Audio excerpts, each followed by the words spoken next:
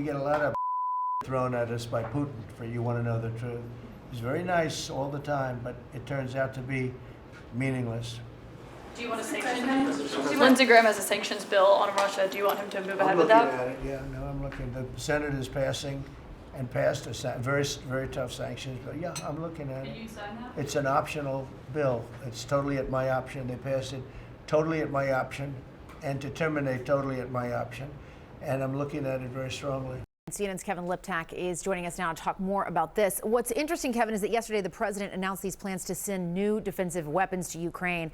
And in that same cabinet meeting that Kristen was just talking about, he talked about his displeasure with Russian President Vladimir Putin. Again, kind of moving away from where his base is on a lot of this stuff. And moving away from where he has been really for the last 10 years. When you think about Trump's relationship with Vladimir Putin, it is one of the most fascinating relationships in the world. And for so long, Trump has taken this conciliatory approach to the Russian leader. That is changing very, very quickly. And you can hear President Trump growing more and more upset with Putin as he rejects his overtures to try and bring the war in Ukraine to an end, but also as he ramps up his attacks on Ukraine. He's also massing troops in the north of that country, really sort of putting back into Trump's face his efforts to bring about peace. Today, I think, were his strongest comments ever about Putin. Listen to what he said.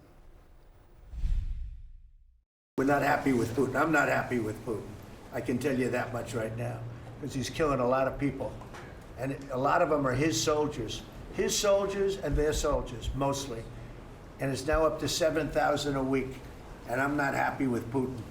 We get a lot of thrown at us by Putin, for you want to know the truth.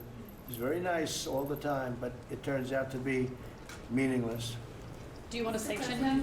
Lindsey Graham has a sanctions bill on Russia. Do you want him to move ahead I'm with that? looking at it, yeah, no, I'm looking. The Senate is passing and passed a very, very tough sanctions bill. Yeah, I'm looking at it. And you'd sign that? It's an optional bill. It's totally at my option. They passed it totally at my option.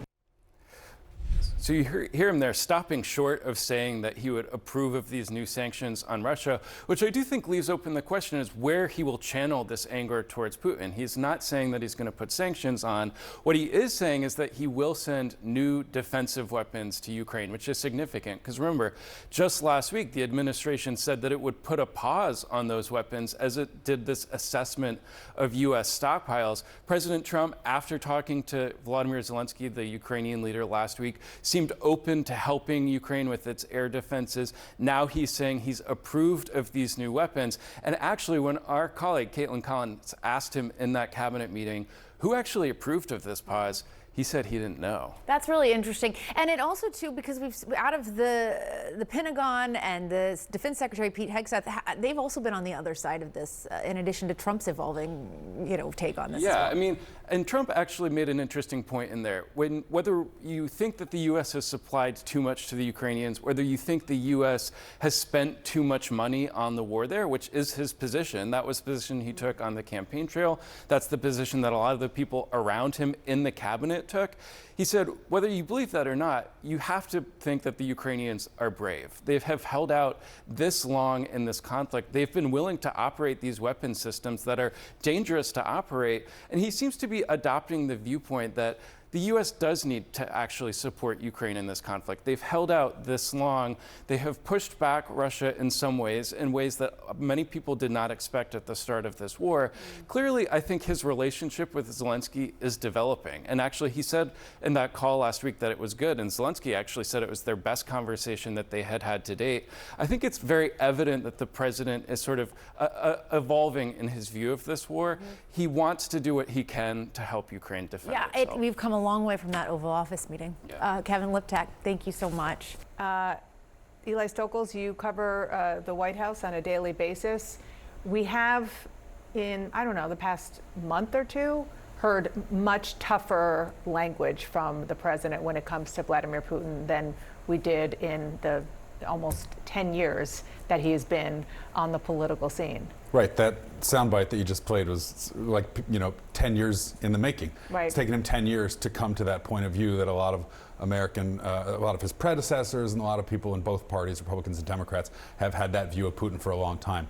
What's changed, I am told, is that the president's simply frustrated that Russia has shown no interest in his efforts to attempt to bring about negotiations to end the war. After Ukraine accepted a 30-day ceasefire, Vladimir Putin has increased the bombardment of Ukraine fivefold. And so Trump is frustrated about that. He's, I'm told he's been cooler to Putin in their phone conversations. They had a long conversation last week, did not go very well. You heard the president afterwards saying he was frustrated. And so we are hearing the president's frustration rhetorically. We're not seeing that translate yet into any kind of response. He said there may be a surprise for Russia. He talked about the sanctions bill at the end of that clip, saying, I have the option of looking at the sanctions bill if and when the Senate takes it up and passes it. But at this point, he's just talking tougher to Vladimir Putin. Except, I would argue that the action is what he is doing vis-a-vis Ukraine, meaning that he is not listening to those in the MAGA wing of his party who don't want to have anything to do with Ukraine, maybe even including the vice president, but who knows where he is now that he's actually on the inside getting briefings about what's going on in Ukraine. But the fact that the president is now sort of allowing weapons once again to go from the U.S. to Ukraine perhaps is a way to send a message to Vladimir Putin. Yeah, and Eli put it well, and this is a campaign promise that Trump made and later said was sarcastic, but did make many times. I met voters who voted for Trump on the premise that he could bring wars to an end when Joe Biden couldn't. He had said that he could end this war immediately. He has those voices on the right saying just withdraw. There is every dollar spent in Ukraine could be spent here. And he has there is that hangover, that memory of Joe Biden ending our commitment to Afghanistan and being humiliated, another thing Trump ran on. So I've never figured out what the end game is when it became impossible to just end the war on day one like he promised. Yeah, and also in this press conference, the president said he planned to press U.S. defense contractors to step up production of equipment to help Ukraine defend itself. Yeah, actually, the White House framing on this has been very interesting as well. Not only what the president says, but they had said that the decision on the weapons was to, quote, put America's first. So America's interest first. So now the defense of Ukraine is tied to America's interest, which is the way that the previous administration had explained their decision, but is a remarkable shift for the Trump administration, which has up until this point said or acted the opposite. Not that long ago, it was Ukrainian President Zelensky who was sitting at the White House alongside the president and was getting hammered by the vice president and the president over what was happening. And now to see the president essentially throw his hands up in the air and say that Vladimir Putin isn't coming around, really remarkable that is being shown in the actions that they have taken.